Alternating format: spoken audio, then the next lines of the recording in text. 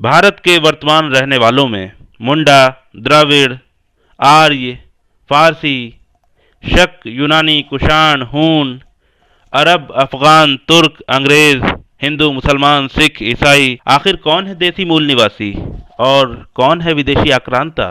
वैदिक युग के इतिहास के स्रोत क्या हैं? आर्य भारत में किस प्रकार स्थापित हुए और क्या रही भारत निर्माण में उनकी भूमिका? ब्राह्मण, क्षत्रिय, वैश्य, शूद्र, किस प्रकार हुई भारत में वर्ण व्यवस्था की शुरुआत? क्या है रामायण और महाभारत का रहस्य? और क्या वैदिक युग भारत का स्वर्ण युग है? क्या भारत वैदिक युग में विश्वगुरु था? इनमें से कुछ सवालों के जवाब आज हम संक्षेप में जानेंगे, तो इसके लिए हमारे वीडियो को अंत तक देखिए।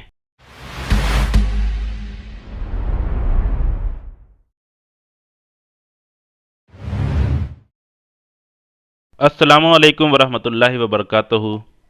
IKSRC की जानिब से understanding our past study of ancient Indian history lecture series में आपका खैर मकदम है। आज के लेक्चर में हम वैदिक काल या वैदिक दौर को कवर करने की कोशिश करेंगे। इससे पहले पिछले लेक्चर में हमने देखा कि किस प्रकार आर्यों का उद्गम स्थान ब्लैक सी और कैस्पियन सी के पास था और वहां से ये सेंट्रल एशिया के माध्यम से अफगानिस्तान में आए और इनका एक गिरोह उसी जगह पर रहा या ईरान की तरफ हिजरत कर गया और दूसरा गिरोह हिजरत करके हिंदुस्तान की तरफ आया। तो आर्यों का ये दो गिरोह ईरानी और हिंदुस्तानी दो अजीम तहजीब का बानी बना, ईरान और भारत। अब हम आगे बढ़ते हैं आज के लेक्चर में। वैदिक युग को कवर करने से पहले हम ये जानने की कोशिश करेंगे कि आखिर वैदिक पीरियड क्या है, वैदिक काल क्या है, टाइम लाइन हिस्ट्री की जो है उसमें किस दौर को वैदिक दौर कहा जाता है। तो वैदिक दौर बेसिकली हम कह सकते हैं कि सन 1700 ईसा पूर्व से सन 600 ईसा पूर्व तक है, लेकिन इसमें विद्वानों में मतभेद है और जाहिर है उतना समय पहले की बातों के बारे में लोगों में एक राय हो नहीं सकती है। लेकिन ये कहा जाता है कि वैदिक काल वो काल है जिसमें आर्य भारत में आए और भारत में स्थापित हो गए, तो वैदिक काल का शुरुआती दिन उसको कहा जाता है और अंतिम दिन उसको कहा जा सकता है जब भारत में नगरीय सभ्यता का विकास फिर से हुआ, या ये कह सकते हैं कि महात्मा बुद्ध का जो जीवन है वो स्टार्ट हुआ, तो वो समय जो है वहां पे वैदिक काल का अंत हो जाता है। वैदिक काल को भी जो है दो भागों में विभाजित किया जाता है। एक अर्ली वैदिक पीरियड जिसको पूर्व वैदिक काल कह सकते हैं, जिसका मुख्य स्रोत ऋग्वेद है, और दूसरा उत्तर वैदिक काल यानी लेट वैदिक पीरियड जिसको 1000 से 500 ईसा पूर्व कहा जा सकता है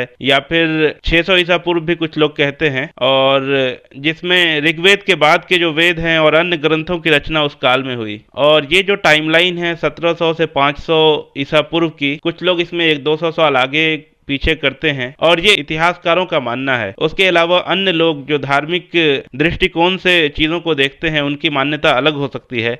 लेकिन आज का जो लेक्चर है हमारा वो ऐतिहासिक दृष्टिकोण से उसमें हम चीज़ों को देखने की कोशिश करेंगे। तो इतिहासकार क्या कहते हैं हम उसको जानने की कोशिश करेंगे।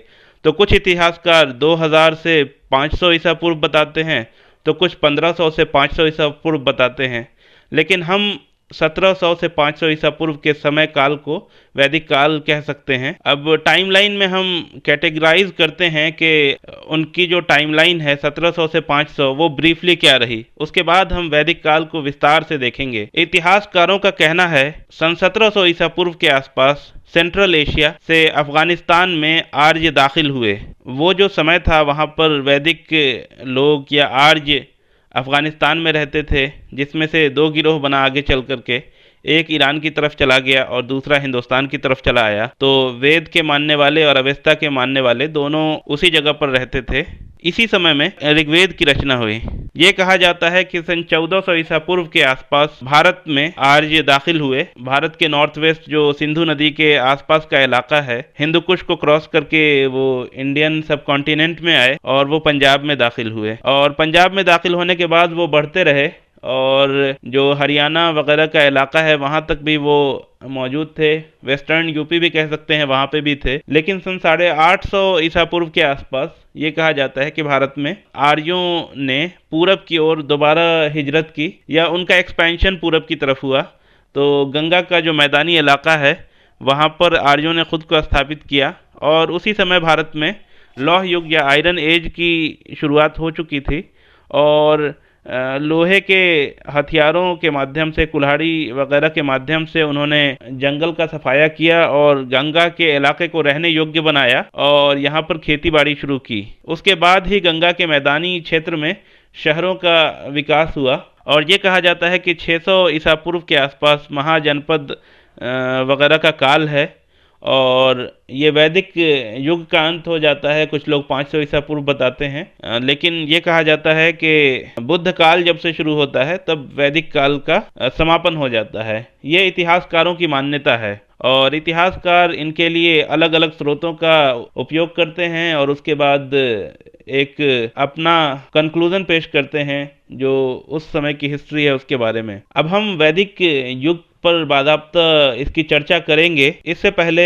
हम ये जानना चाहते हैं कि वैदिक युग के बारे में हमको पता कैसे चलता है, उस समय का इतिहास क्या है वो हम कैसे जान सकते हैं। जाहिर है कोई भी कुछ इतिहास बता देगा तो हम कैसे वेरीफाई करेंगे कि वो चीज़ें कहाँ से आई हैं, या फिर एक आम आदमी के लिए उस दौर की बातों को वेरीफाई करना मुमकिन है या नहीं। तो इन सब चीज़ों के लिए हमें जानना होगा वैदिक काल के इतिहास के स्रोत क्या हैं, वैदिक दौर के तारीख के माखज़ क्या हैं। जनरली जैसा हिस्ट्री के डिफरेंट सोर्सेज हैं उसी तरह वैदिक काल के भी सोर्सेज हैं, लेकिन उसके बारे में हम थोड़ा सा संक्षेप में देखते हैं। तो पहले स्रोत जो हैं वो साहित्यिक स्रोत हैं।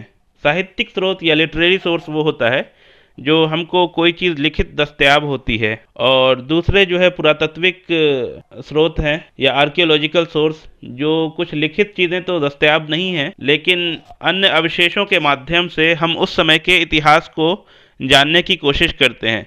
जैसा कि सिंधु घाटी सभ्यता के बारे में हमने देखा, तो एक्चुअल सोर्स जो है वो आर्कियोलॉजिकल सोर्स ही है, क्योंकि वहाँ की लिपि को पढ़ने में हम नाकाम रहे हैं। लेकिन वैदिक काल में हमको दोनों स्रोत के बारे में जानना आवश्यक है, क्योंकि उस समय की जो किताबें हैं उसको भी हम पढ़ सकते हैं और आर्कियोलॉजिकल फाइंडिंग्स की मदद से उस समय के हालात को हम जानने की कोशिश कर सकते हैं। तो हम देखते हैं कि क्या क्या स्रोत हैं। एक लिटरेरी सोर्स यानी साहित्यिक स्रोत और दूसरा आर्कियोलॉजिकल सोर्स या पुरातत्विक स्रोत। लिटरेरी सोर्स में सबसे अहम सोर्स जो है वो वेद एंड सपोर्टिंग डॉक्यूमेंट यानी वेद और उनके सहायक दस्तावेज हैं। उसके अलावा पुराण हैं, उसके अलावा रामायण महाभारत को भी कहा जाता है, और जो ज़ोरोएस्ट्रियन रिलीजियस टेक्स्ट, जो जरदुश्तियों का धर्म ग्रंथ अवेस्ता है वो है। वेद और पुराण मुख्य रूप से ऐतिहासिक ग्रंथ की श्रेणी में नहीं आते हैं। रामायण और महाभारत को भी आज के हिस्टोरियन हिस्टोरिकल टेक्स्ट में काउंट नहीं करते हैं, लेकिन फिर भी उन किताबों से उस दौर के हालात का इशारा ज़रूर मिलता है और बहुत सारी बातें ऐसी मिल जाती हैं जिससे कुछ हिस्टोरियन कंक्लूज़न ड्रॉ कर सकते हैं, जिसमें सबसे अधिक प्रमाणिक वेदों को माना गया है। वेद के अलावा उनके सहायक दस्तावेज में ब्राह्मण और उपनिषद को माना जाता है।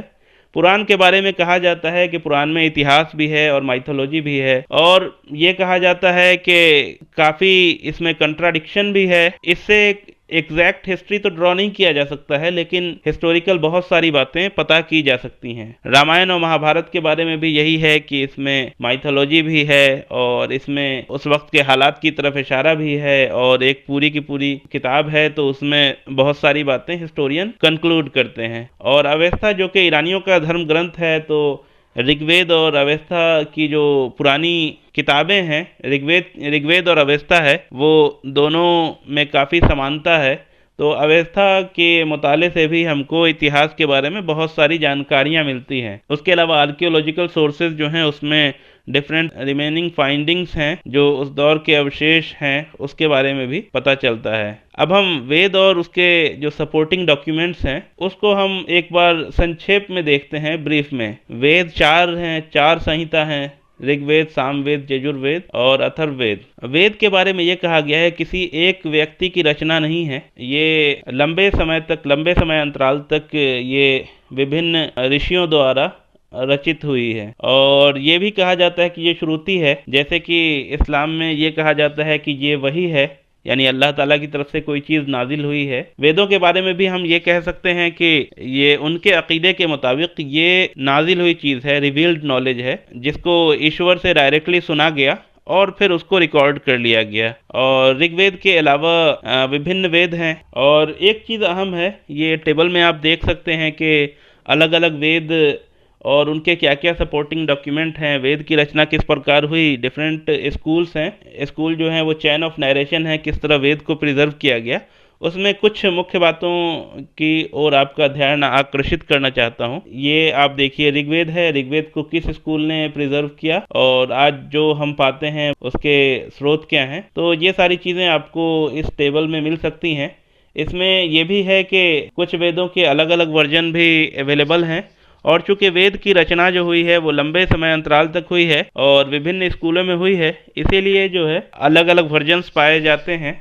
और एक इस क्षेत्र के जानकार ही बता सकते हैं कि कौन सबसे ऑथेंटिक वर्जन है और किसमें कितनी ज़्यादा ऑथेंटिसिटी है और ऐतिहासिक रूप से ये कितने ऑथेंटिकली प्रिजर्व हो करके आज हमारे बीच मौजूद हैं। ये कोई वैदिक इतिहासकार ही बता सकता है या इस क्षेत्र का जानकार और इस क्षेत्र के पंडित बता सकते हैं।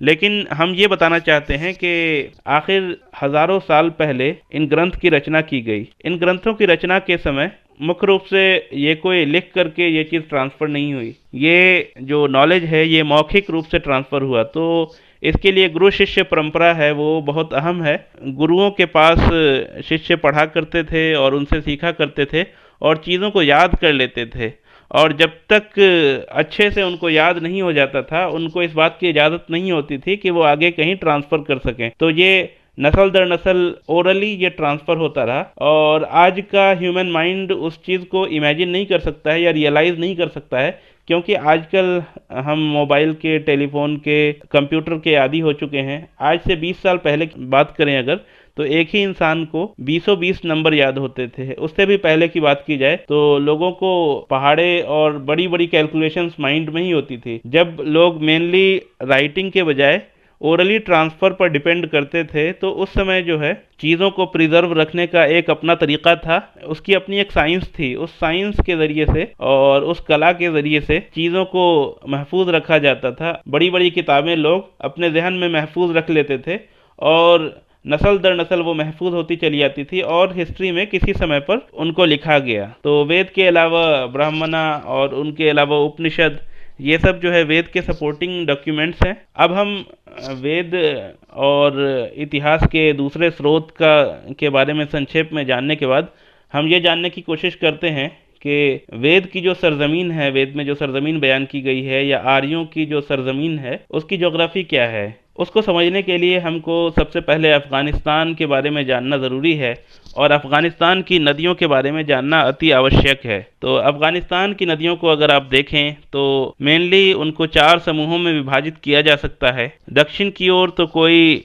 नदी अफ़गानिस्तान से नहीं निकलती है, लेकिन 4 मुख्य नदियां हैं जिसमें अफ़गानिस्तान की नदियां या तो जाकर मिल जाती हैं या ये नदियां हैं। एक हेलमंद नदियों का समूह है, दूसरा हरिरुद नदियों का समूह है, तीसरा ऑक्सस रिवर या फिर अमू दरिया है, और चौथा काबुल नदी है जो दरियाए सिंध में जाकर मिल जाती है। तो सबसे पहला जो रीजन है वो हेलमंद नदी का रीजन है। तो इसमें आप देख सकते हैं कि हेलमंद नदी जो है उसमें बहुत सारी नदियां आकर मिल जाती हैं और ये अफ़गानिस्तान की सबसे अहम नदी है और ये ईरान की जानिब ये नदी जाती है और अफ़गानिस्तान ईरान के बॉर्डर पर तक जाती है। तो इस नदियों में बहुत सारी नदियां आकर के मिल जाती हैं। दूसरी जो नदियों का समूह है वो हरिरुद और मुर्गाब नदी है। हरिरुद नदी जो है वो भी एक अहम नदी है, अफ़गानिस्तान से निकल करके पश्चिम की तरफ जाती है और उत्तर की तरफ मुड़ जाती है और रेगिस्तान में जाकर ये समा जाती है। तीसरी जो नहायत अहम नदी है वो अमू दरिया या ऑक्सस नदी है। अमू दरिया जो है वो अफ़गानिस्तान की उत्तरी सीमा यानी शुमाली सरहद को डिफ़ाइन करती है और अमू दरिया अफ़गानिस्तान के मेनलैंड से तो बहुत ज़्यादा नहीं बहती है, लेकिन बहुत सारी नदियां अफ़गानिस्तान की अमू दरिया में जाकर मिल जाती हैं, जिसमें मुर्गाब और कई नदियां अहम हैं। और चौथा जो मुख्य नदियों का समूह है वो है जो सिंधु नदी में आकर मिलता है और उसमें काबुल नदी अहम है, और काबुल और उसकी ट्रिब्यूटरी नदियां जैसे पंजशीर की नदी है और दूसरी नदियां हैं, ये सब अफ़गानिस्तान की अहम नदियां हैं। आखिर हम इन नदियों की चर्चा क्यों कर रहे हैं उसके बारे में हमें जानना निहायत ज़रूरी है, क्योंकि हम उस दौर के इतिहास को जान रहे हैं जब इन नदियों के आसपास सभ्यता का विकास हुआ। हम सिंधु नदी की बात कर रहे थे, तो सिंधु नदी में सिर्फ पश्चिम की तरफ से नदियां आकर नहीं मिलती हैं, बल्कि मुख्य रूप से जो नदियां हैं सिंधु में मिलती हैं वो पूरब से मिलती है। वो 5 नदियों का समूह है जो पूरब से आकर मिलता है, आप देख सकते हैं, जिसमें सतलज, ब्यास, रावी, चेनाब, झेलम और भी छोटी छोटी नदियां हैं जो इन नदियों में आकर मिलती हैं, और इससे सिंध नदी एक विशाल नदी बनती है। अब हमने अफ़गानिस्तान की और नॉर्थ वेस्ट इंडिया की अहम नदियों को समझ लिया। उसके बाद हिंदुस्तान की जो अहम नदी है, जो वैदिक दौर में बहुत अहम है, वो गंगा और यमुना की भी नदी है, जिसके बारे में भी हम आगे चर्चा करेंगे। तो मुख्य नदियों को समझने के बाद हम ये जानने की कोशिश करते हैं कि आखिर ऋग्वेद में और दूसरे वेदों में जो ज्योग्राफी डिफाइंड हुई है उसको हिस्टोरियन ने किस तरह लिया है। हिस्टोरियन ने इन किताबों का मुताला करने के बाद एक बाउंड्री खींची है, और ये बाउंड्री खींचने में नदियां सबसे अहम रोल प्ले करती हैं, इसलिए उन्होंने इन नदियों का अध्ययन किया और उसके बाद एक बाउंड्री डिफाइन की। जाहिर सी बात है कि आज का कोई इतिहासकार उस दौर के हालात को मुकम्मल तो बता नहीं सकता है, लेकिन टेंटेटिवली ही चीज़ों को बता सकता है। तो ऋग्वेद में जो ज्योग्राफी डिफाइन हुई है वो कुछ इस तरह से है। उसको जानने के लिए फिर से एक बार नदियों को देखते हैं। तो हमने हेलमंद नदी की बात की, तो हेलमंद और अर्गंदाब जो नदी है उसके बारे में अवेस्ता में जो लफ्ज़ आया है वो हरख्वती का है। ऋग्वेद में जो सरस्वती नदी का जिक्र है उसके बारे में कहा जाता है कि ये सरस्वती नदी वही है जिसको हरख्वती नदी कहा जाता है, और ये हेलमंद और उसकी सहायक नदियां हैं। दूसरी नदी जो है वो हरिरुद नदी है। तो हमारे यहाँ जो सरयू नदी है उसको हरियू नदी कहा जाता है और हरिरुद भी उसी को कहा जाता है। तो सरयू डिफाइन हो गई, सरस्वती डिफाइन हो गई। उसके बाद काबुल नदी को हमारे ग्रंथों में कुभा कहा गया है, तो कुभा की नदियां हैं। उसके अलावा गोमती नदी जो है, आज गोमल नदी जो बलूचिस्तान और अफगानिस्तान की नदी है, गोमल नदी, वो गोमती नदी है। और उसके अलावा सप्त सिंधु की जो नदियां हैं जिसमें इंडस रिवर और उसकी ट्रिब्यूटरी रिवर्स हैं, तो ये सारी नदियां जो है वो डिफाइन हुई हैं। अगर हम इन सब को देखेंगे, इन सब का उद्गम स्थल जो है वो आसपास में ही है। तो इन सब को देखने के बाद जो हिस्टोरियन ने एक बाउंड्री डिफाइन की है उसमें भी बहुत सारा मतभेद है, लेकिन जो बाउंड्री डिफाइन की है वो डॉटेड लाइन में जो आपके सामने है वो बाउंड्री हिस्टोरियन ने डिफाइन की है कि उसमें इन तमाम नदियों का क्षेत्र आ जाता है। सरयू नदी, सरस्वती नदी और सिंधु नदी, कुभा नदी, गोमती नदी। तो ये सब नदियां जो है वो अफ़गानिस्तान की और सिंधु की नदियां हैं। उसके बाद जब आर्य माइग्रेट करके मेन लैंड इंडिया की तरफ आए तो उन्होंने जो पुरानी नदियों के नाम उनको याद थे, नई नदियों के नाम उसी नाम पर रखे। तो जिसकी वजह से हमको कई नदियां ऐसी हैं जिनके बारे में सरस्वती का नाम सुनने को मिलता है। उसी तरह इंडिया में हम देखते हैं सरयू नदी भी है और दूसरी नदियां भी हैं। अब हम आगे बढ़ते हैं ऋग्वैदिक युग से उत्तर वैदिक युग की ओर आते हैं, पूर्व वैदिक युग से उत्तर वैदिक युग की ओर। तो जब आर्य अफगानिस्तान से पंजाब और फिर पंजाब से पूरब की तरफ बढ़े, उनकी जो बाउंड्री है वो कुछ इस तरह से है। ये क्षेत्र उनकी बाउंड्री में आता है जिसमें सिंध नदी से लेकर गंगा यमुना की नदियां और उसकी कुछ ट्रिब्यूटरी रिवर्स हैं, वो सारी इस ज्योग्राफी में आती हैं। अब प्रश्न ये उठता है कि आखिर आर्य सेंट्रल एशिया से अफ़गानिस्तान और फिर अफ़गानिस्तान से हिंदुस्तान में आए, और ये डिबेट बहुत रिलीवेंट है कि आखिर इस देश का मूल निवासी कौन है और इस देश में विदेशी कौन है। और एक लफ्ज़ जो है बहुत ज़्यादा इस्तेमाल होता है, विदेशी आक्रांता। तो क्या आर्य भारत में विदेशी आक्रांता थे, या आर्य भारत के विदेशी आक्रांता नहीं केवल माइग्रेंट थे, और आर्यों के अलावा जो दूसरे गिरोह हिंदुस्तान में हैं, तमिल हैं या फिर दूसरे लोग हैं, क्या वो इस देश के मूल निवासी हैं? तो ये प्रश्न बहुत अहम है और आज के पॉलिटिकल सिनारियों में ये बहुत अहम डिबेट है। तो इस डिबेट में हम थोड़ा सा संक्षेप में जाने की कोशिश करेंगे। हम जानते हैं कि इस सरजमीन पर ऐसे इलाके हैं जहाँ कुदरती वसाइल कम हैं या रेगिस्तान हैं, या ऐसी जगह जहाँ की ज़मीन बंजर है, जहाँ वसाइल की कमी है, खेती नहीं होती है, पानी के लिए लोग मीलों मील का सफ़र करते हैं। कुछ ऐसे इलाके भी हैं जहाँ कुदरती तौर पर वसाइल मौजूद हैं और ज़मीन उपजाऊ है, बारिश होती है, नदियाँ हैं और इलाका ज़रख़ेज़ है। तो जाहिर है इंसान की फ़ितरी कशिश ऐसे इलाक़ों की तरफ रही है जो ज़रख़ेज़ इलाका हो, जहाँ उसको सहूलियात मुहैया हों। न कि ऐसा इलाका जहां पानी और खाने के लिए भी दूर दूर सफ़र करना पड़े और इंसानी ज़िंदगी मुश्किलात का शिकार हो। शुरुआत में ऐसा हुआ कि इंसान एक जगह से निकला और दुनिया के मुख्तलिफ हिस्सों में हिजरत करके चला गया। कुछ लोगों के नसीब में वो इलाका आया जहाँ खुशहाली थी, जो इलाका आबाद था, जहाँ फसलें लहलहाती थीं, जहाँ फल फूल थे और जो नेचुरल रिसोर्सेज से भरपूर था। वहीं दूसरी तरफ कुछ लोग ऐसे इलाकों में जा पहुँचे जहाँ ज़मीन बंजर थी और वो इलाका, जैसा कि बयान हुआ है, उतना फर्टाइल नहीं था। तो शुरू शुरू में जो इंसानी ज़िंदगी थी उसमें तो ऐसी मुश्किलात नहीं आई, लेकिन जैसे जैसे आबादी बढ़ती गई तो वो जो इलाके लेस फर्टाइल थे वो इंसानी ज़रूरत को पूरा करने में नाकाम रहे। अब उसके बाद आवश्यकता आविष्कार की जननी है, ज़रूरत ईजाद की माँ है। तो इंसानों ने मुख्तलिफ ज़रिया इख्तियार किया, खेती करने लगे और पशुपालन शुरू किया और मुख्तलिफ टेक्नोलॉजीज़ के ज़रिए से अपनी ज़िंदगी की मुश्किलात को दूर करने की कोशिश की।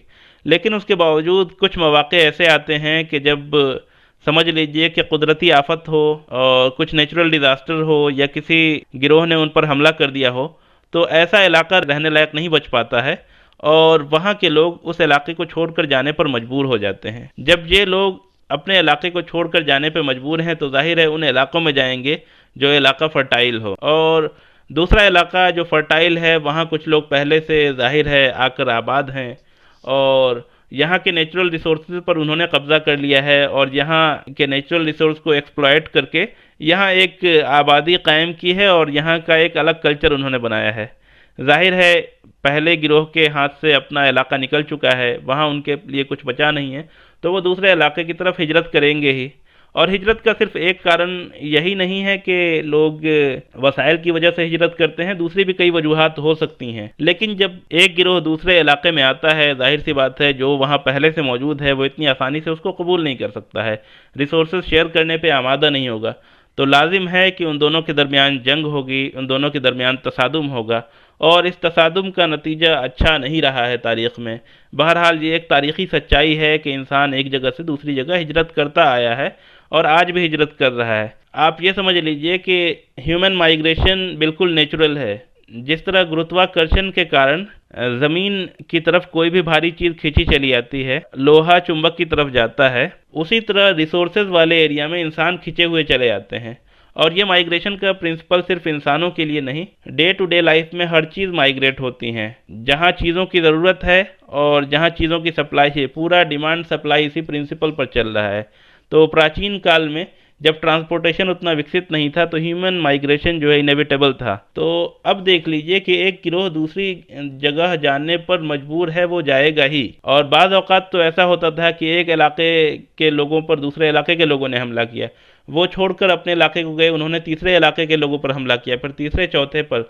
इसी तरह एक कंप्लीट चेन ऑफ माइग्रेशन चलता था। इतिहास में ऐसा भी कई बार हुआ है और हम अपने लेक्चर सीरीज़ में कुछ ऐसे इवेंट को देखेंगे भी कि वो किस तरह हुआ है। तो ऐसे केसेस में लोग एक जगह से छोड़कर दूसरी जगह जाते थे। तो आप ये समझ लीजिए कि ये पृथ्वी इंसानों के लिए बनी है, ये ज़मीन इंसानों के लिए बनी है और ज़मीन के जो नेचुरल रिसोर्सेज हैं उस पर इंसानों का हक़ है और वो एक जगह से दूसरी जगह जाएंगे ही। हाँ, इस बात पर डिबेट हो सकती है कि वो जगह माइग्रेशन के लिए वो चीज़ कितनी स्मूथ हो और उसमें कितना कन्फ्लिक्ट कम से कम हो, लेकिन ऐसी सिचुएशन आ जाती है कि कन्फ्लिक्ट होना ज़रूरी है। इसलिए आर्यों का हिंदुस्तान में आना इसी सब चीज़ों का नतीजा है कि आप किसी भी गिरोह को जो बाहर से आएँ या फिर किसी एक इलाके से दूसरे इलाके की तरफ हिजरत करें, आप उनको ये नहीं कह सकते हैं कि ये विदेशी आक्रांता थे। जाहिर है कभी आक्रांता रहे भी हों तो किसी एक गिरोह के लिए कहना मुनासिब नहीं है। अगर आर्य बाहर से भारत में आए तो बाहर का क्या मतलब होता है? बाहर का मतलब हम ये डिफ़ाइन करते हैं कि जो हिंदू कुश के उस पार से आया। तो आर्यों से पहले द्रविड़ भी तो बाहर से ही भारत में आए। द्रविड़ से पहले मुंडा और संथाली और दूसरे ऑस्ट्रो एशियाटिक जो लोग हैं वो भी बाहर से ही भारत में आए और जो भी पहले आया उसने उससे भी पहले आने वाले लोगों के साथ उसकी जंग हुई ही है। तो इतिहास में ऐसा कभी नहीं हुआ कि मास माइग्रेशन हुआ हो और कोई कन्फ्लिक्ट नहीं हुआ हो। अब इतिहास के इस काल में बैठकर हम लोग इतिहास के बारे में ये डिसाइड नहीं कर सकते हैं कि ये विदेशी आक्रांता था और इसने मीन्स ऐसा ऐसा किया। इतिहास का अध्ययन इतिहास को समझने के लिए किया जाए तो अच्छा है। इतिहास का अध्ययन किसी गिरोह के खिलाफ नफरत फैलाने के लिए, चाहे वो गिरोह तमिल हो या आर्यन हो या कोई हो, वो दुरुस्त नहीं है। आज की जो सामाजिक असमानताएं हैं, जो जुल्म है, जो नाइंसाफ़ी है, उसके खिलाफ अगर हमको लड़ना है तो उसके लिए आप एक अलग टूल बनाइए और उसके लिए आप कोशिश कीजिए। इतिहास को पढ़िए भी, इतिहास को समझिए भी, लेकिन इतिहास का इस्तेमाल नफ़रत फैलाने के लिए करना ये दुरुस्त नहीं है। चाहे वो आर्यों के खिलाफ हो या कुछ लोग आर्यों के सपोर्ट में ऐसा करते हैं, या फिर कुछ लोग उसके बाद भी जो लोग भारत में आए उन पर ये इल्ज़ाम लगाते हैं कि वो विदेशी आक्रांता हैं, तो ये चीज़ दुरुस्त नहीं है। इंसान हमेशा से माइग्रेट करता आया है और माइग्रेट करता रहा है, आज भी करता आया है और आगे भी करता रहेगा। साथ ही साथ ये चीज़ भी समझना ज़रूरी है कि यदि कोई गिरोह हिंदू कुश के उस पार से हिंदू कुश का माउंटेन क्रॉस करके इधर आता है तो वो आक्रांता कहलाता है। तो दक्कन से कोई आता है उत्तर भारत, तो उसको क्या कहा जाएगा? यहाँ भी तो बहुत ज़्यादा ज्योग्राफिक चेंजेस हो रहे हैं, तो उसको आक्रांता कहेंगे या नहीं? यहाँ भी बहुत सारी हुकूमतें थी जो एक दूसरे से बरसरे पैकार रहती थीं, तो वो हुकूमतें एक दूसरे से जंग करती थीं, तो कोई भी बड़ी हुकूमत जब बनती थी तो छोटी छोटी हुकूमतों को हड़प कर बनती थी। तो क्या वो सब विदेशी आक्रांता हैं या नहीं है? तो ये एक बहुत बड़ा डिबेट का क्वेश्चन है। तो आज जो भी भारत में है, चाहे वो आर्य हो, तमिल हो या कोई और हो, तमाम के तमाम भारतीय हैं, और बेहतर तो ये है कि तमाम के तमाम इंसान हैं, और तमाम लोग जो है वो इस ज़मीन के बाशिंदे हैं, और इस ज़मीन के जो नेचुरल रिसोर्सेज हैं उस पे तमाम इंसानों का हक है, और every human is a world citizen, ये कॉन्सेप्ट होना चाहिए। बहरहाल हम ये देखते हैं कि माइग्रेशन इनेविटेबल था, और माइग्रेशन हुआ, हो रहा है और होता रहेगा। इसकी बुनियाद पर किसी एक हिस्टोरिकल इंसिडेंट को बुनियाद बनाकर एक नफ़रत पैदा करना ये दुरुस्त नहीं है। बहरहाल हम इस टॉपिक पर हमने थोड़ा ज़्यादा डिस्कशन कर लिया। अब हम आते हैं फिर से वैदिक युग की ओर। वैदिक युग से मुराद कोई धार्मिक युग नहीं है, क्योंकि उस दौर में वेद की रचना हुई, या फिर उस दौर को जानने का सोर्स या स्रोत वेद है, इसलिए उसको वैदिक युग कहा जाता है। नहीं तो आप ऐसा भी कह सकते हैं पोस्ट इंडस वैली सिविलाइजेशन युग, या फिर प्री बुद्धिस्ट पीरियड, इसको ये भी कहा जा सकता है। हमारा जो अध्ययन का उद्देश्य है वो सिंधु घाटी सभ्यता के बाद और बुद्ध मत के की शुरुआत से पहले इस बीच का जो कालखंड है भारत का, उसका अध्ययन करना, और उसमें जो डोमिनेटिंग फोर्स है वो आर्य रहे हैं, और उसके जो मुख्य ग्रंथ हैं वो वेद हैं, इसलिए हम उसका नाम वैदिक पीरियड कहते हैं। वरना किसी धार्मिक पुस्तक या किसी पुस्तक की ओर इशारा करना उद्देश्य नहीं है। तो हम ये समझने की कोशिश करते हैं कि उस देश का राजनीतिक इतिहास या पॉलिटिकल हिस्ट्री क्या रही है। पॉलिटिकल हिस्ट्री के बारे में कोई भी चीज़ systematically chronological with correct geography नहीं कही जा सकती, कि बहुत सारी बातें हैं जिसमें आपस में मतभेद हैं, या फिर एक ही नाम वो कई दफ़ा आया है, या फिर बहुत सारी ऐसी चीज़ें हैं जिसके बारे में क्लियर कट डिफाइन नहीं किया जा सकता है क्रोनोलॉजिकली, एक के बाद एक के बाद एक, कितनी डायनेस्टी और कितने हुक्मरान रहे, उन्होंने कितने बड़े क्षेत्र पर हुकूमत की। लेकिन सिर्फ एक ट्रेंड बताया जा सकता है कि ये जो युग था, इसमें जो हुकूमतें थीं उसका क्या ट्रेंड था, और जो भी अवेलेबल मटेरियल है उसमें कंप्लीटली हिस्ट्री तो लिखी नहीं है। हिस्ट्री के अलावा भी बहुत सारी बातें हैं, बहुत सारी ज्ञान की बातें हैं, बहुत सारी बातें जो है वो आस्था की बातें हैं जिनको माइथोलॉजी भी कहा जाता है, और बहुत सारे ऐसे इंसिडेंट हैं जिसमें इंसानों का ईश्वर से इंटरेक्शन हो रहा हो। बहरहाल वो अपने आप में सही भी हो, लेकिन वो इतिहास का विषय नहीं है, इसीलिए उसको कवर नहीं किया जा सकता है।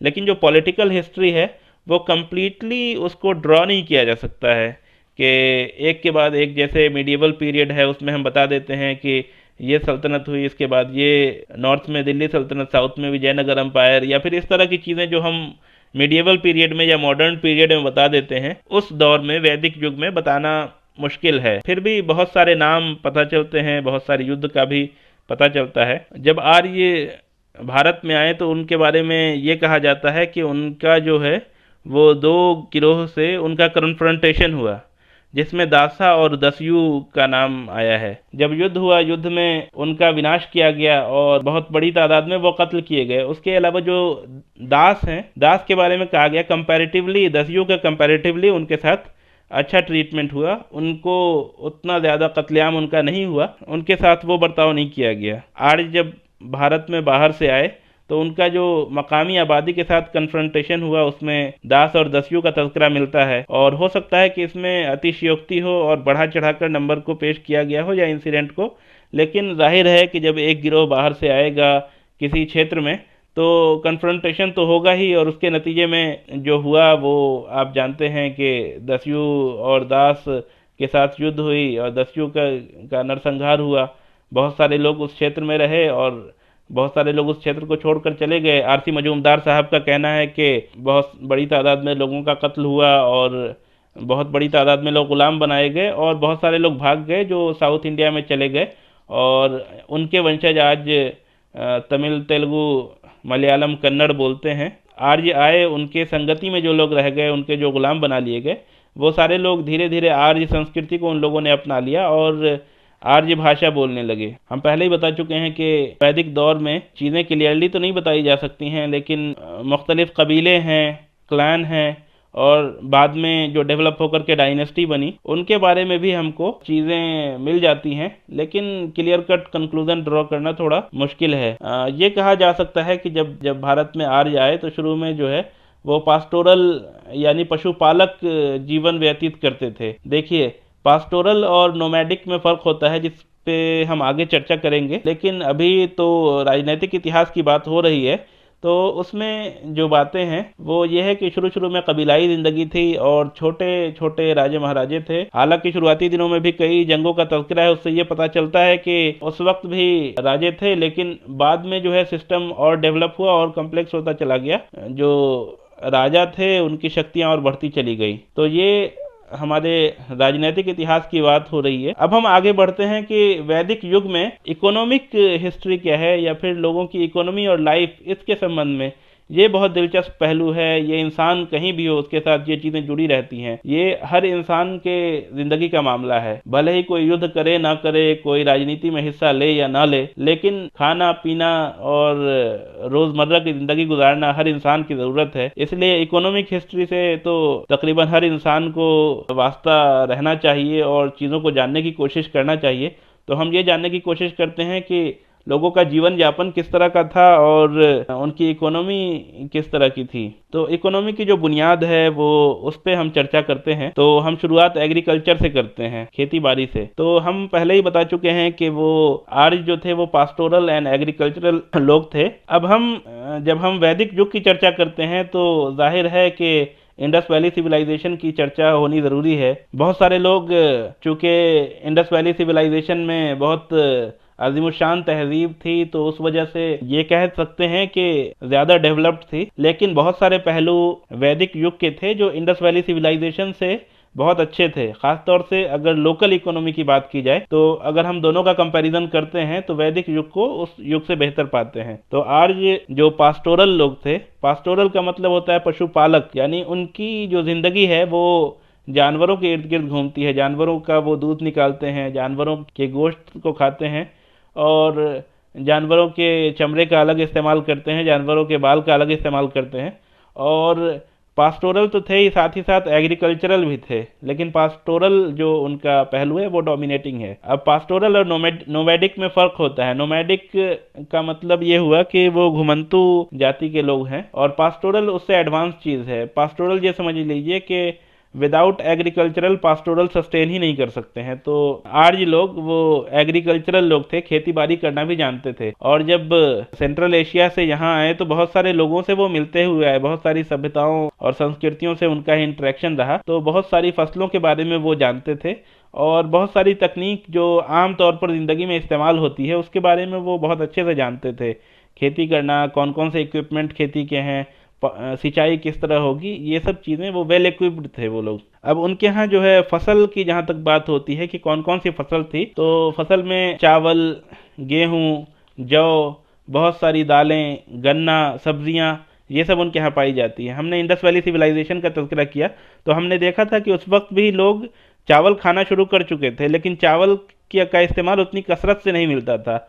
लेकिन वैदिक युग में चावल का इस्तेमाल काफ़ी बढ़ गया। उसके अलावा गन्ना जो है वो इंडस वैली सिविलाइजेशन के दौर में गन्ने का इस्तेमाल हमको नहीं देखने को मिलता है, लेकिन गन्ने का इस्तेमाल भी इस दौर में होने लगा। अब देखिए, खेती बाड़ी के लिए जानवर को पोसना या जानवर का होना बहुत ज़रूरी है, और जानवरों का किस तरह से आप इफ़ेक्टिव इस्तेमाल कर पाते हैं ये खेती में बहुत अहम है। अब जिस तरह से हमने देखा कि आईवीसी के लोग, इंडस वैली सिविलाइजेशन के लोग बैल और गाय का इस्तेमाल करते थे, गाय का दूध पीते थे और बैल से जो है वो खेत जोतते थे। और आर्यों के यहाँ वैदिक युग में एक नया जानवर आता है, वो घोड़ा। घोड़ा इससे पहले हिंदुस्तान के इलाके में नहीं पाया जाता था, और जब ये लोग सेंट्रल एशिया से आए तो अपने साथ घोड़ा ले करके आए। तो घोड़े का इस्तेमाल न सिर्फ जो है हल जोतने में किया जाता था, बल्कि घोड़े का इस्तेमाल सफ़र करने में भी किया जाता था।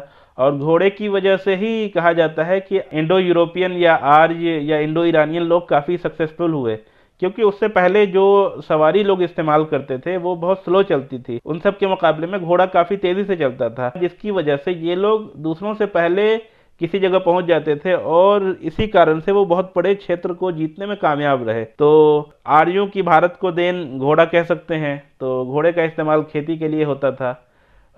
उसके बाद जो है शुरुआती दौर में तो सिर्फ नॉर्थ वेस्ट इंडिया में थे, लेकिन लोहे का इस्तेमाल शुरू किया उन्होंने खेती में। खेती में किस तरह इस्तेमाल शुरू किया?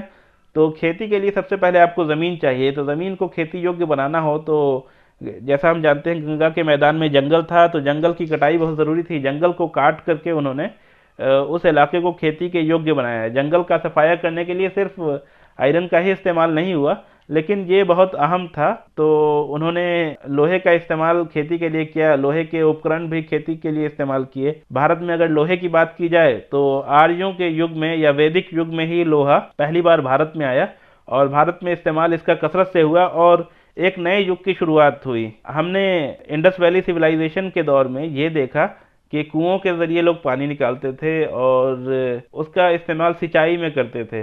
लेकिन कुएं से पानी जो निकालते थे वो लोग, तो एक इंसान निकालता था। इन लोगों ने ये टेक्निक इस्तेमाल की कि कुएं से जानवर भी पानी निकाल सकता था। उसके लिए एक ख़ास रिंग होती है, और रिंग पे रस्सी, जैसा कि आप लोग देखते होंगे कि कुएं से किस तरह पानी निकाला जाता है। एक पुल्ली होती है, पुल्ली के चारों तरफ रस्सी लपेट दिया जाता है, उसके बाद उस रस्सी को जानवर खींचता था। तो उन्होंने ऐसी मैकेनिज्म डेवलप की थी कि जानवरों का इस्तेमाल करके खेतों की सिंचाई कर सकते थे। उससे पहले सिर्फ हल चलाने के लिए जानवरों का इस्तेमाल होता था।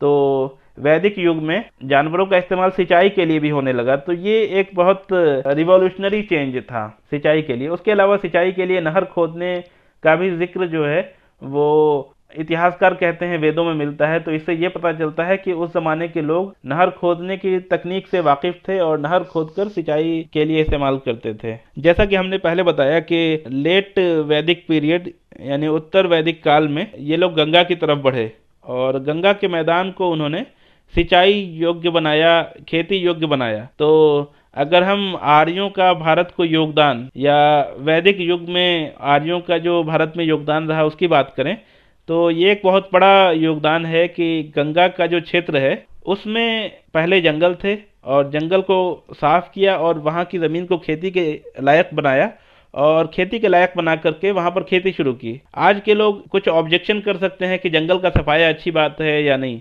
लेकिन ये जान लीजिए कि आज जो इन्वायरमेंटल इशू है वो 3500 साल पहले या 2000 साल पहले, 2500 साल पहले नहीं था। तो आज के उसूलों की बुनियाद पर 3500 साल पहले की किसी कम्युनिटी को या उसके एक्शन को जज करना दुरुस्त नहीं है। उन लोगों ने खेती के लिए उस इलाके का सफाया किया और वहाँ पर इंसानी आबादी बसी।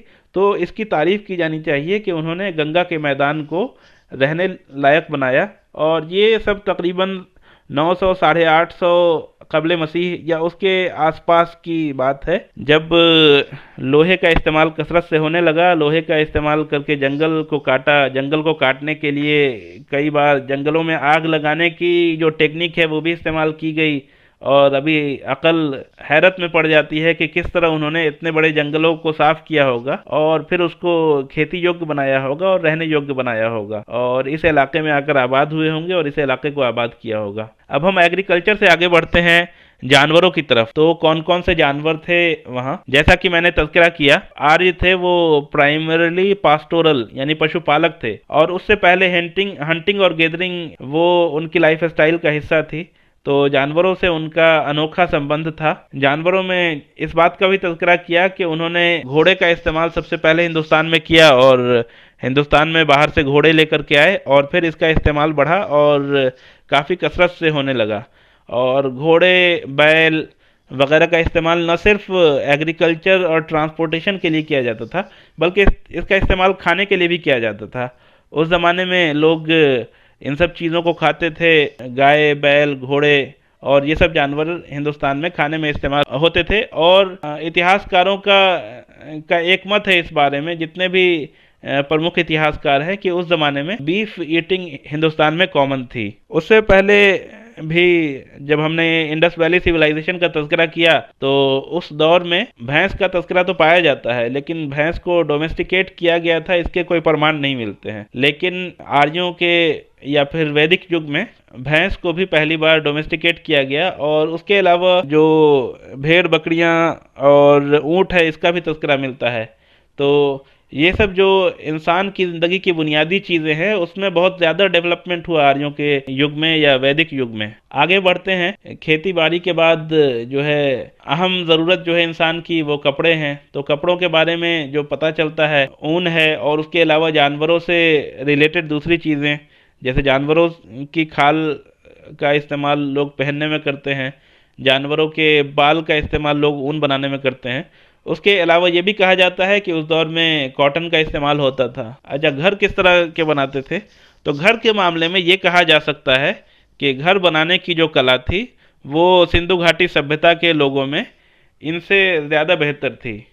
अगर आप देखेंगे तो 2000 कबल मसीह के आसपास इंडस वैली सिविलाइजेशन का ज़वाल हुआ और उसके बाद से तकरीबन 1600-1700 साल तक हिंदुस्तान में कभी पक्की ईंट के मकान नहीं बने। तो ये कहा जा सकता है कि मकान बनाने की जो कला है उसमें जो है वैदिक युग था, वो उससे पहले के युग से पीछे था। और उस दौर में जो मकान बनते थे वो बांस, लकड़ियों या फिर मिट्टी के मकान थे, वो बनते थे।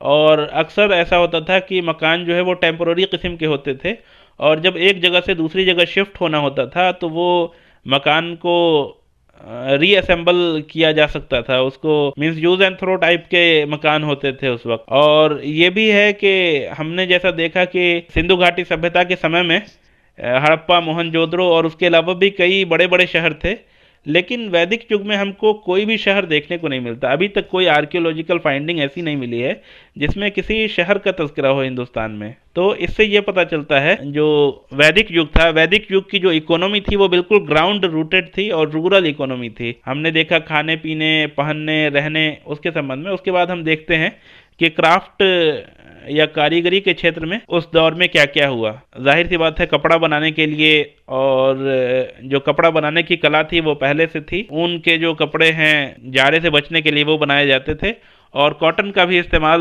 होता था कपड़े बनाने के लिए। कपड़े बनाने के अलावा बर्तन बनाने के लिए पॉटरी का इस्तेमाल पहले से था और उसमें भी कुछ डेवलपमेंट हुआ।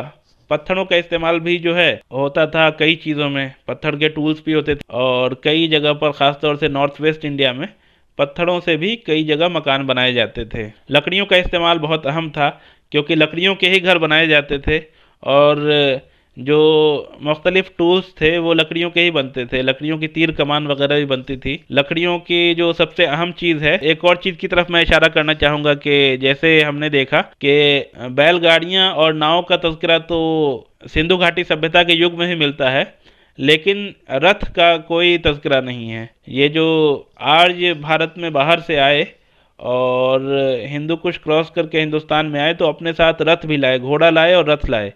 और रथ के साथ साथ उनके यहाँ जो एक चीज़ अहम थी, वो जो पहिया होता था वो पहिया स्पोक वाला पहिया होता था। उससे पहले का जितना पहिया हमको मिलता है वो सॉलिड पहिया जिसमें पूरा मटेरियल होता था, लेकिन इन लोगों का जो पहिया था वो पहिया स्पोक वाला था, जिसकी वजह से पहिया का वज़न काफ़ी कम हो गया।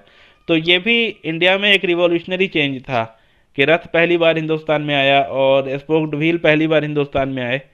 और उसके अलावा भी जो तीर कमान बनाने, रस्सियाँ बनाने, इन सब की कारीगरी का अंदाज़ा मिलता है। मेटल वर्क के बारे में अलग अलग धात का तज़किरा मिलता है जिसमें तांबा, पीतल और सोना, चांदी, लोहा, लेड और टिन, इन सब का तज़किरा मिलता है। जाहिर है इससे कबल भी बयान किया कि लेट वैदिक पीरियड में आयरन एज स्टार्ट हो चुका था, मुख्तलिफ धात का इस्तेमाल होने लगा। इससे कबल हमने देखा कि इंडस वैली सिविलाइजेशन के युग में जो धात का इस्तेमाल हुआ था, तो वो धात का इस्तेमाल क्या था, हथियार बनाने में बहुत ज़्यादा होता था, या फिर मास यूज़ नहीं था। लेकिन अगर वैदिक युग की बात की जाए, तो वैदिक युग में चूंकि हमको बड़े बड़े शहर नहीं मिलते हैं, तो अवामी सतह पर इसका इस्तेमाल होता है। अब ये कहा जाता है कि लकड़ियाँ या पेड़ पौधे काट कर इसको खेती योग्य बनाया, तो खेती से तो आम इंसान भी फ़ायदा उठाते हैं। तो आम सतह पर जो लोहे के हथियार हैं या लोहे के औजार हैं, उनका इस्तेमाल हुआ, और उनका इस्तेमाल आम लोगों की ज़िंदगी को बेहतर बनाने में किया गया। अब हम बात करते हैं क्राफ्टमैनशिप या फिर कारीगरी से आगे बढ़ करके ट्रांसपोर्टेशन और ट्रेड। तो ट्रांसपोर्टेशन जो मेनली होते थे वो तीन ज़राए थे, जैसा बताया कि बैलगाड़ियाँ, और उसके अलावा नाव और रथ। रथ जो है वो उमरा या फिर अहले सरवत के इस्तेमाल में होता था। उसके अलावा मवेशियों का भी इस्तेमाल होता था, घोड़े, बैल वगैरह, गधे, खच्चर, इन सब के ज़रिए से जो है हमेशा से लोग ट्रांसपोर्ट करते आए हैं, और उस दौर में भी जानवरों का इस्तेमाल ट्रांसपोर्टेशन के लिए होता था। उसके अलावा जो ट्रांसपोर्टेशन के लिए मैन मेड जो ज़राए थे वो बैलगाड़ियाँ और नाव और रथ थे। अगर गंगा की तरफ बढ़ते हैं, तो गंगा का जो मैदानी इलाका है उसमें जो नदियां हैं वो सालों भर बहती हैं, और उनमें पानी वाफर मकदार में है, और एक शहर से दूसरे शहर या एक इलाके से दूसरे इलाके जाने के लिए बाद तक जो है नाव का इस्तेमाल होता था। अब ट्रांसपोर्टेशन के बाद हम ये देखते हैं ट्रेड किस तरह का था। तो एक चीज़ जो हमको देखने को मिलती है इंडस वैली सिविलाइजेशन के दौर में, वो इंटरनेशनल ट्रेड का तज़किरा, वो यहाँ हमको नज़र नहीं आता है। उससे दो चीज़ें कंक्लूड की जा सकती है। एक तो कुछ लोग ये कह सकते हैं कि वो उस दौर में पिछड़े थे, जिसकी वजह से ट्रेड नहीं था उनके यहाँ। दूसरी वजह ये हो सकती है कि उनके यहाँ समुद्र का सफ़र नहीं होता था, जिसकी वजह से उनके यहाँ ट्रेड नहीं था। और दूसरा रीज़न ये भी हो सकता है कि उनकी जो इकोनॉमी थी वो कम्प्लीटली लोकलाइज्ड थी, और जितनी भी ज़रूरत का सामान था वो लोकली मैन्युफैक्चर हो जाता था। तो ये एक पॉजिटिव पहलू है कि इंसान की ज़रूरत की सारी चीज़ें उसके इलाके में ही मिल जाए, और बाहर से चीज़ें इंपोर्ट करने की या बाहर चीज़ें एक्सपोर्ट करने की ज़रूरत ना पड़े। तो एक पहलू को देख करके कुछ कंक्लूजन दे देना सही नहीं है कि चूंकि इंटरनेशनल ट्रेड नहीं होता था, जिसकी वजह से काफ़ी पिछड़े थे। उसकी दूसरी एक्सप्लेनेशन भी हो सकती है। तो इस वजह से अभी के माइंडसेट, अभी के उसूलों की बुनियाद पर पास्ट को जज करना दुरुस्त नहीं है। जब ट्रेड होता था तो वो किस चीज़ में होता था, तो वो जो है वो advance form of barter system ही था, जिसका पहले हम तज़करा कर चुके हैं। उस दौर में जो सिक्के हैं उनका भी कोई बहुत ज़्यादा सबूत नहीं मिलता है। हो सकता है कि कीमती धात या इसी सब तरह की चीज़ों में बड़े लेवल की तजारत होती हो, और छोटी तजारत में अशिया का तबादला होता हो। इकोनॉमी पे हमने तफसील से गुफ्तगू की। अब हम आगे बढ़ते हैं समाज की तरफ। उस समय का जो समाज था वो किस तरह बटा हुआ था। अब उस समाज के बारे में कंप्लीटली तो तमाम बातें नहीं की जा सकती है, क्योंकि इसका लेंथ एक कंस्ट्रेंट बन जाएगा, लेकिन कुछ मोटी मोटी बातें हम करना ज़रूरी समझते हैं। समाज जो है, जैसा कि हमने बताया कि आर्य थे, और दास और दस्यु और दूसरे लोग जो थे, आर्यों से पहले से जो लोग यहाँ रहते आए थे वो लोग थे। जो आर्य थे उनका एक स्टेटस हाई था, और ये लोग जो थे इनका स्टेटस लो था। लेकिन ये कहना कि कंप्लीटली आर्य जो थे बाहर से आए थे वही लोग थे, और जो मकामी थे वो मुकम्मल दास और दस्यु या उनके ग़ुलाम बन गए थे, ये भी गलत है। यहाँ के जो अहले सरवत थे, यहाँ के जो पावरफुल लोग थे, उनको उस सोसाइटी में अकोमोडेट किया गया, और आर्यों की जो आपस में भी लड़ाई हुई, तो उस लड़ाई में भी बहुत सारे ग़ुलाम बनाए गए। तो ये एक बहुत कॉम्प्लिकेटेड टॉपिक है, इस पे बहुत आसानी से कुछ कहा नहीं जा सकता है कि जो लोग भी पावर में थे सबके सब आर्य थे, और जो लोग मगलूब थे, महकूम थे, और जो पावर में नहीं थे वो सारे के सारे अनार्य और मकामी लोग थे। ये बात सही है कि उनका डोमिनेंस रहा, वो लोग डोमिनेट किए, लेकिन यहाँ का जो कल्चर, यहाँ की जो ज़बान थी उससे वो आज़ाद थे, ऐसा भी नहीं है। अब आर्य की जहाँ तक बात की जाए तो ब्राह्मण और राजन और वैश्य, ये तीन चीज़ें मिलती है। तो बाद में जिस तरह से वर्ण विभाजन हुआ भारतीय समाज में, वैदिक युग में वो देखने को नहीं मिलता है। वैदिक युग में जो आर्य थे उनमें ब्राह्मण भी क्षत्रिय का काम कर सकता था, और क्षत्रिय भी जो है वो वैश्य का काम कर सकता था। तो क्लास बेस्ड सोसाइटी बटी हुई नहीं थी। और उसकी वजह आप देख लीजिए कि हज़ारों साल कबल समाज में उतनी कम्प्लेक्सिटी आई ही नहीं थी जिसकी बुनियाद पर समाज को इस तरह से बांटा जा सकता हो। तो उस दौर में जो आर्य थे उसमें से ही कुछ लोग ब्राह्मण थे, और शादियां भी आपस में हो जाती थीं, साथ ही साथ ऑक्यूपेशन का एक्सचेंज भी हो जाता था। तो जो कम्प्लेक्सिटी भारतीय समाज में वर्ण व्यवस्था के रूप में बाद में आई वो अर्ली वैदिक पीरियड में या पूर्व वैदिक युग में नहीं थी, लेकिन लेट वैदिक युग आते आते चीज़ें स्ट्रक्चर्ड होने लगी और कास्ट का डिवीज़न भी होने लगा। वो किस तरह हुआ कि यहाँ रहते रहते सैकड़ों साल जब बीत गए तो उनके अंदर जाहिर सी बात है ज़बान तब्दील होने लगी, और ज़बान जब तब्दील होने लगी तो ज़बान की तब्दीली के साथ साथ कुछ लोग ऐसे चाहिए जो उनके जो ओरिजिनल स्क्रिप्चर्स हैं उसमें फुल टाइम लग करके उसको प्रिजर्व कर सकें। साथ ही साथ धीरे धीरे धार्मिक कार्य जो रिचुअल्स हैं वो भी बढ़ते गए, तो उसके लिए भी कुछ लोग चाहिए जो फुल टाइम उस एक्टिविटीज़ में रह सकें और जो दूसरे इल्मी शोबे हैं उनकी खिदमत कर सकें। तो धीरे धीरे जो है आर्यों के अंदर का एक तबका ब्राह्मण बनता चला गया, और दूसरा राजन। जो शुरू में जो लफ्ज़ यूज़ होता था वो राजन का होता था, क्षत्रिय का लफ्ज़ यूज़ नहीं होता था, बाद में क्षत्रिय यूज़ होने लगा। तो वो लोग थे जो राजपाट संभालते थे, और बाकी जितने बच गए वो सारे आम लोग थे, वैश्य कहा जाता था। बाद में धीरे धीरे उनका भी कैटेगराइजेशन होने लगा, और लेट वैदिक पीरियड और उसके बाद आते आते ये फुल फ्लेज्ड कास्ट सिस्टम में कन्वर्ट हो गया। ये कहा जाता है कि जो दास और दस्यु थे और जो यहाँ के मकामी लोग थे, या फिर वो लोग जिनको आर्यों ने गुलाम बनाया था, या फिर वो लोग जो सेवा का काम किया करते थे, वो शूद्र रह गए। अब ये भी समझ लेना ज़रूरी है कि शुरुआती दिनों में कास्ट सिस्टम इतना स्ट्रांग नहीं था, तो शूद्रों के साथ जो अर्ली वैदिक पीरियड है उसमें उस तरह का बर्ताव नहीं था जैसा बाद में शुरू हुआ। अब शूद्र जो है उनके खिलाफ जो चीज़ें बाद में डेवलप हुई हैं वो सारी चीज़ें उस दौर में नहीं थी, लेकिन बहरहाल लेट वैदिक पीरियड आते आते चीज़ें काफ़ी तब्दील हो चुकी थी, समाज में काफ़ी कम्प्लेक्सिटी आ चुकी थी और कास्ट सिस्टम काफ़ी हद तक इस्टेब्लिश्ड हो चुका था। और जो चीज़ें शुरुआती दौर में जो इंसानी गिरोह गुलाम बनाए गए थे वही बाद में धीरे धीरे कन्वर्ट हो करके शूद्र बन गए। अब थोड़ा और सोशल फैब्रिक पे देखते हैं। सोशल फैब्रिक पे हमने कास्ट सिस्टम पे तो देख लिया, लेकिन अगर वैदिक युग की बात की जाए और सिर्फ कास्ट सिस्टम की बात की जाए, या फिर प्राचीन भारत की बात करते समय, समाज की बात करते समय सिर्फ कास्ट सिस्टम की बात की जाए तो ये बेईमानी होगी। तो हमें थोड़ा सोशल फैब्रिक को भी देखना पड़ेगा कि उस वक्त की सामाजिक जिंदगी क्या थी और फैमिली लाइफ या पारिवारिक जीवन क्या था। तो सबसे पहला जो बेसिक यूनिट है फैमिली, उसमें जो है वो पैट्रियार्कल फैमिली सिस्टम था। पैट्रियार्कल फैमिली सिस्टम होने के बावजूद जो है वो औरतों की स्थिति उस दौर में बेहतर थी, और उस वक्त औरतों को कई हकूक भी हासिल थे। पैट्रियार्कल फैमिली सिस्टम के साथ साथ जो ज्वाइंट फैमिली सिस्टम का कंसेप्ट था, जाहिर है उस वक्त लोग नए नए कबीलाई ज़िंदगी से आए थे, और जो करीबी रिश्तेदार थे वो बहुत बड़ा कुंबा एक साथ रहता था। और आज भी इंडियन सोसाइटी की जो बात की जाती है तो उसमें जॉइंट फैमिली सिस्टम की एक अलग अहमियत है। ये बात की जाए कि औरतों की क्या हालात थी, तो शुरुआती दिनों में ये इतिहासकारों का कहना है कि समाज में औरतों की स्थिति बेहतर थी।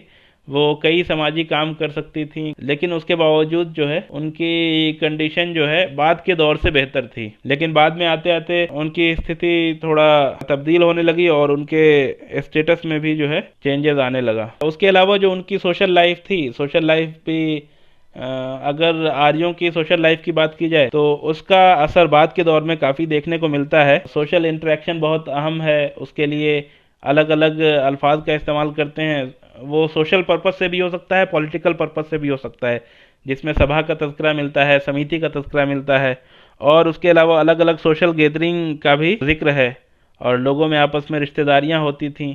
और शादी ब्याह जो होती थी, तो जैसा कि पहले बताया, शादी ब्याह में जो है वो शुरुआती दिनों में ऑक्यूपेशन या कास्ट उतना मैटर नहीं करता था, लेकिन बाद में लेट वैदिक पीरियड आते आते वो कास्ट सिस्टम काफ़ी स्ट्रांग हो गया।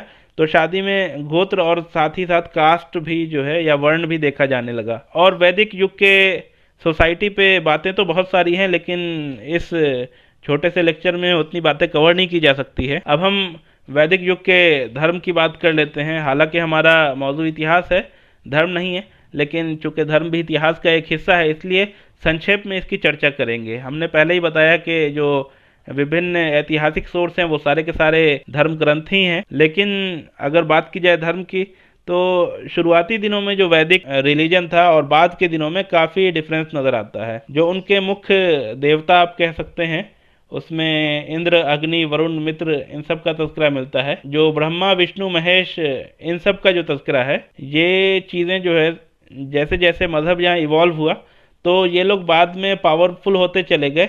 और जो शुरुआती दिनों के जो ऋग्वैदिक देवता थे या इनके डेटी थे, वो इंद्र, अग्नि वगैरह थे। और इनका इक्विवेलेंस जो है वो ज़ोरोएस्ट्रियन रिलीजन में भी हमको नज़र आता है। ये लोग जो इबादत करते थे, इसका मकसद क्या होता था? इबादत के मकसद में युद्ध में जीतना। आप कह सकते हैं कि इंद्र जो थे, इंद्र के बारे में यह है कि इंद्र से इबादत की जाती थी। इंद्र वैसे तो आकाश के देवता थे, या ये समझ लीजिए कि बादल बरसाते थे, लेकिन इंद्र की जो इबादत की जाती थी तो उनसे जो है युद्ध जीतने के लिए उनसे उनकी इबादत की जाती थी, उनसे दुआ की जाती थी कि जंग में कामयाबी दिलाएं। उसके अलावा जो इबादत या दुआ मांगी जाती थी वो पुत्र प्राप्ति की, दौलत हासिल करने की। और उनके जो रिचुअल्स थे, तो शुरुआती दिनों में उनके यहाँ मूर्ति पूजा नहीं थी, वैदिक युग में मूर्ति पूजा नहीं थी। उनके यहाँ जो है वो यज्ञ का कॉन्सेप्ट मिलता है। तो यज्ञ में जो है वो आग का इस्तेमाल होता है, और साथ ही साथ शुरुआती दिनों में सेक्रीफाइसेस होते थे। जितने जानवर है, घोड़ों का सेक्रीफाइस होता था और गाय बैल का भी सेक्रीफाइस होता था। तो ये सब रिचुअल्स थे। और बाद में जैसे जैसे सोसाइटी डेवलप की लेट वैदिक पीरियड में, तो ये सब रिचुअल्स और ज़्यादा बढ़ते चले गए, और जितने भी कर्म कांड है जीवन के और बढ़ते चले गए। तो जिसकी वजह से जो पुजारी समाज कह सकते हैं, या फिर पंडित वर्ग, या फिर ब्राह्मण समाज, उसका रोल और बढ़ता चला गया और उनकी पोजीशन और ज़्यादा स्ट्रांग होती चली गई, पैदा होने से लेकर के मरने तक। हालांकि पैदा होने से कबल और मरने के बाद के भी बहुत सारे ऐसे कर्म कांड होते थे जिसमें उनका रोल बढ़ता चला गया और चीज़ें और कम्प्लेक्स होती चली गई। शुरुआती दिनों में मूर्ति पूजा का कोई तस्वुर नहीं मिलता है, और बाद में जो भारतीय समाज है उसमें मूर्ति पूजा भी होने लगी। तो ये चीज़ें जो है मजहबी तब्दीलियां हमको समाज में देखने को मिलती है। जितने भी इतिहासकारों ने इस पे लिखा है, उसमें आरसी मजूमदार का मुताला जो है उस दौर के मजहब को समझने के लिए बेहतरीन रहेगा। अब हम कुछ चीज़ें और देखते हैं कि उस वक्त के समाज को समझने के बाद हमने इकोनॉमिक हिस्ट्री कवर किया संक्षेप में, पॉलिटिकल हिस्ट्री भी जानने की कोशिश की, सोशल लाइफ क्या थी उसको जानने की कोशिश की, मजहब को हमने संक्षेप में देखा। अब उसके बाद जो है हम साइंस, टेक्नोलॉजी, नॉलेज, इन सब की बात करते हैं। अब जैसा कि आजकल जो इतिहासकारों का तो ऐसा कभी नहीं कहना रहा, लेकिन जो प्रोपेगेंडा किया जाता है या फिर चीज़ें जो है बढ़ा चढ़ा कर पेश की जाती है, वो ये है कि जितना भी नॉलेज है सबका स्रोत जो है उस समय के भारतीय समाज में मौजूद था। भारत का समाज उस समय इतना तरक्की कर गया था कि आज भी जो साइंस है वो वहीं से डेवलप कर रही है। यहाँ तक प्रोपेगेंडा किया जाता है कि नासा के जो वैज्ञानिक हैं वो पुरानी भारतीय ग्रंथ का मुताला करते हैं और उसमें से विज्ञान निकालते हैं।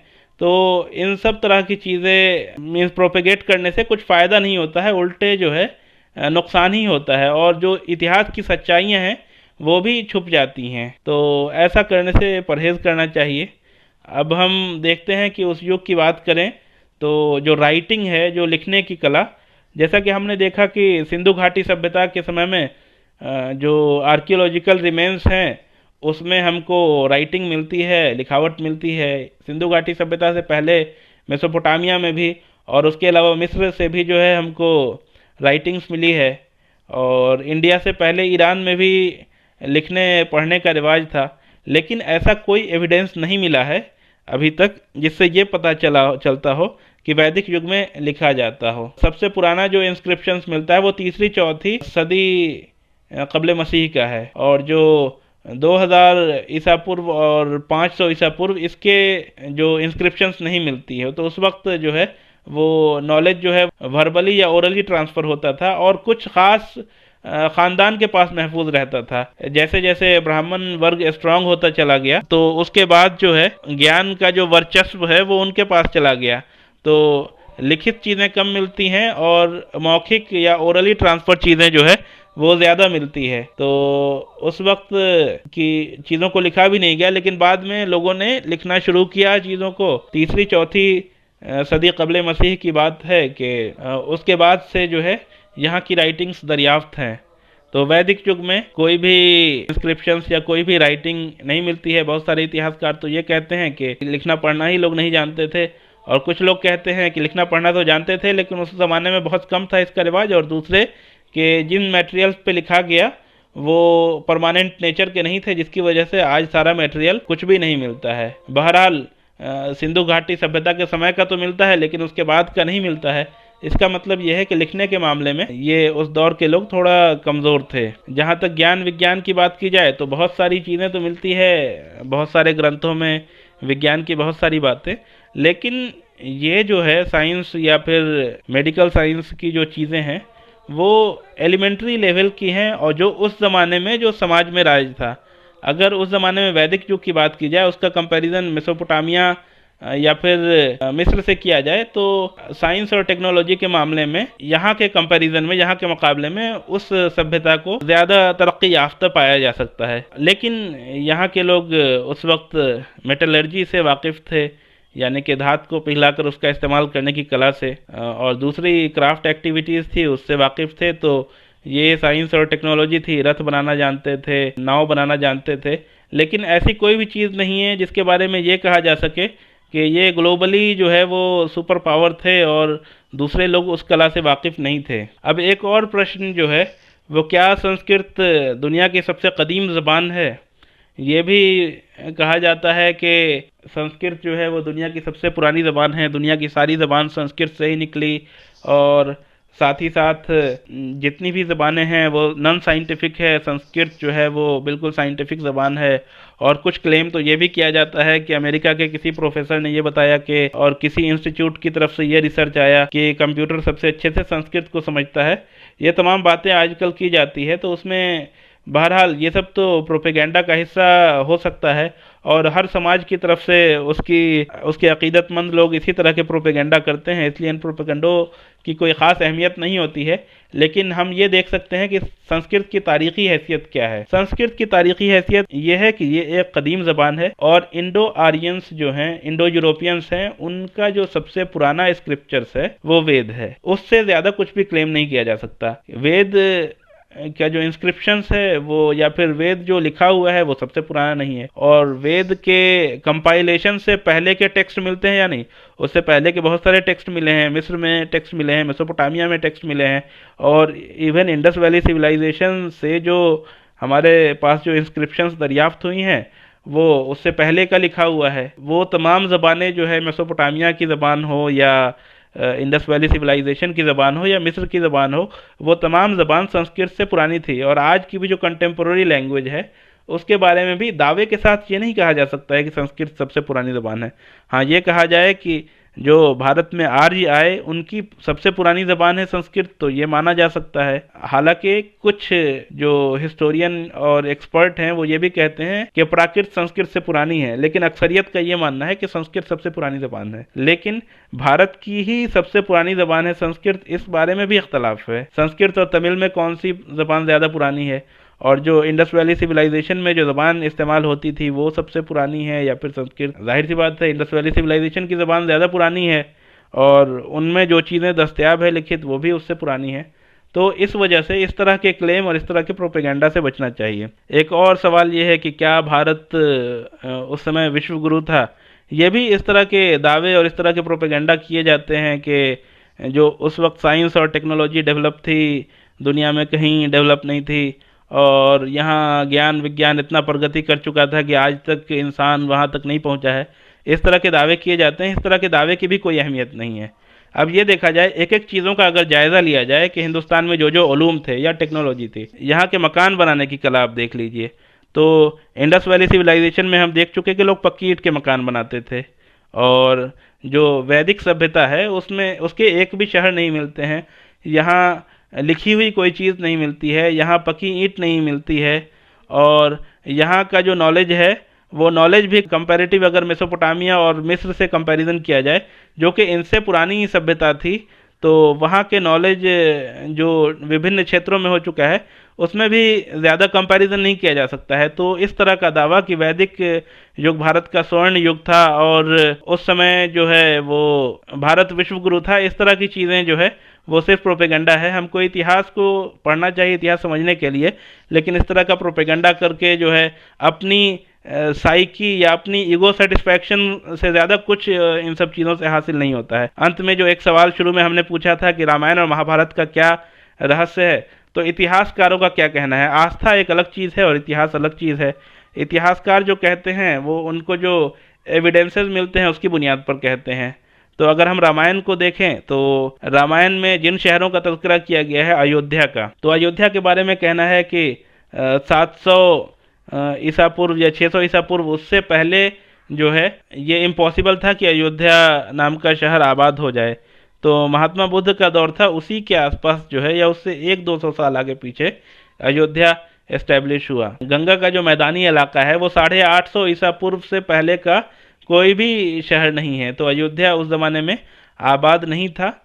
और राजेश कोच्चर साहब जो कि इस मौजू की काफ़ी मशहूर हस्ती हैं, उन्होंने जो अपनी हाइपोथेसिस पेश की है उसके मुताबिक ये जो अयोध्या सरयू नदी के किनारे कहा जाता है, वो असल सरयू नदी हरीरुत नदी जो अफ़गानिस्तान की है, जो हरयू नदी जिसको कहा जाता है, उसके आसपास का कोई मतलब वाक़या रहा हो जो यहाँ आकर के उसकी जोग्राफिया को तब्दील कर दिया गया हो।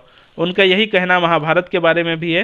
हालांकि महाभारत का जो मामला है वो रामायण से थोड़ा मुख्तलिफ है, क्योंकि महाभारत में जिस इलाके का तज़किरा हुआ है वो हस्तिनापुर, इंद्रप्रस्थ और जो कुरुक्षेत्र का इलाका है, तो ये सब इलाका तकरीबन 1000 साल क़ब्ल मसीह में आबाद था। तो कई हिस्टोरियन इस पे कहते हैं कि 950 ईसा पूर्व में कुछ स्मॉल स्केल का कुछ वाक़या ऐसा पेश आया होगा उस दौर में, जो इतना ग्लोबल नेचर का तो नहीं रहा होगा, लेकिन बाद में उसमें चीज़ें ऐड होती चली गई होंगी। या फिर राजेश कोच्चर साहब का ये कहना है कि जो महाभारत का जो वाक़या है वो भी सिंध नदी के किसी ट्रिब्यूटरी रिवर के आसपास हुआ होगा। तो उनका जो दावा है कि अफ़गानिस्तान में रामायण के वाक़यात हुए होंगे और पंजाब में कहीं पे महाभारत के वाक़यात हुए होंगे और बाद में उसमें जो है चीज़ें ऐड की गई होंगी। तो बहरहाल जो आज का अयोध्या है उसमें रामायण की कहानी को फिट नहीं किया जा सकता है। और हस्तिनापुर की जो जगह है वो 1000 साल क़ब्ल मसीह में वहाँ चीज़ें मिलती हैं, लेकिन जो डिस्क्रिप्शन मिलता है उसके बेसिस पे राजेश कोच्चर साहब का कहना है कि वो पंजाब के आसपास का कोई वाक़या लगता है, या फिर अगर कोई स्मॉल स्केल की बैटल हुई होगी तो वो हस्तिनापुर में भी पॉसिबल हो सकती है, या फिर कुरुक्षेत्र या फिर इस इलाके इंद्रप्रस्थ के इलाके में जो है वो पॉसिबल हो सकती है। तो और डेटिंग की जहाँ तक बात है तो डेट के बारे में ये कहना है राजेश कोच्चर साहब का, और राजेश कोच्चर साहब को सिर्फ मैं नहीं कोट कर रहा हूँ, बहुत सारे हिस्टोरियंस ने उनको कोट किया है। उनका ये कहना है कि रामायण जो है तकरीबन 1450 ईसा पूर्व ये रामायण के जो वाक़यात हैं वो हुए होंगे, और महाभारत के वाक़यात न सिर्फ वो बल्कि कई हिस्टोरियन का कहना है कि वो 950 ईसा पूर्व के आसपास हुए होंगे। तो ये चंद चीज़ें आज के लेक्चर के मुताल्लिक़ थी। तो एक बार ब्रीफली हम देखें कि हिंदुस्तान की जो तारीख़ है उसमें वैदिक पीरियड है, उसकी क्या लेगेसी है। तो हम ये देखते हैं कि उसकी लेगेसी ये है कि pastoral agricultural and rural economy जो है वो ग्राउंड लेवल पर या ग्रास रूटेड लेवल पर डेवलप हुई। ये एक बहुत बड़ा कंट्रीब्यूशन है उनका, या ये एक बहुत बड़ी लेगेसी है। भारत के बाहर तो लोहे का इस्तेमाल या स्टील का इस्तेमाल शुरू हो चुका था, लेकिन भारत में लोहे का इस्तेमाल शुरू करने का पूरा श्रेय आर्यों को दिया जाना चाहिए, और वैदिक पीरियड में ये हुआ। और उसके नतीजे में जो गंगा का मैदान है वो रहने योग्य बना या फिर खेती योग्य बना। उसके अलावा जो वैदिक पीरियड है उसका जो कल्चरल इन्फ्लुएंस है, जिसमें मज़हब है, ज़बान है और लोगों की तहज़ीब है, ये तमाम चीज़ें आज तक वो डोमिनेट करती हैं। जो ज़बान बोली जाती है वो इंडो यूरोपियन या इंडो आर्यन ज़बान है, हिंदुस्तान की अक्सरियत उसको बोलते हैं। तो आज भी उनकी लेगेसी इस मामले में कायम है, और कुछ पहलू से जो है वो उस दौर में जो हर दौर की कुछ लिमिटेशंस हैं, उस दौर की भी लिमिटेशंस हैं कि उस दौर में जो चीज़ें डेवलप हुई वो आगे चलकर कास्ट सिस्टम काफ़ी स्ट्रांग बन गया। नॉलेज है वो किसी एक ख़ास वर्ग के पास रह गया, जिसकी वजह से आगे डेवलपमेंट भी जो हुआ किसी ख़ास गिरोह के पास नॉलेज रह जाने की वजह से आगे उतनी ज़्यादा तरक्की नहीं हुई जितनी ज़्यादा हो सकती थी। लेकिन ये सब बातें अगर मगर की है, तारीख जैसी और जिस तरह है उसको उसी तरह समझना चाहिए। अगर मगर करके चीज़ें मतलब तब्दील करने से कुछ ख़ास फ़ायदा नहीं है। समझने के लिए कई एजम्पशंस किए जाते हैं, वहाँ तक ठीक है। ये चंद लेगेसीज हैं आर्यंस पीरियड की। इस सीरीज़ के नेक्स्ट लेक्चर में हम उसके आगे जो महाजनपद और बुद्ध और महावीर का दौर है उसको कवर करेंगे। ये सब किताबों के ज़रिए से ये लेक्चर प्रिपेयर किया गया है। आप तमाम लोगों का शुक्रिया। आपके जहन में कोई सवाल है तो वो पूछ सकते हैं।